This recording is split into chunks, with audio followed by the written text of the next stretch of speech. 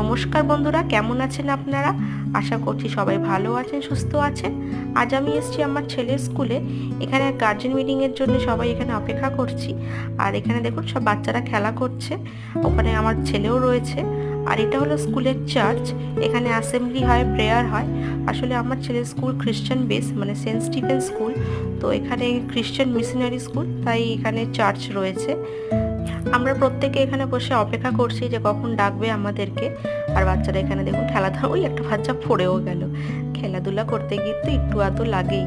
ছুটে ছুটে সে আসছে, আবার তার মার সাথে নালিশ করতে। ওই যে আমার ছেলে, দেখুন ও খেলা করছে ওর সাথে।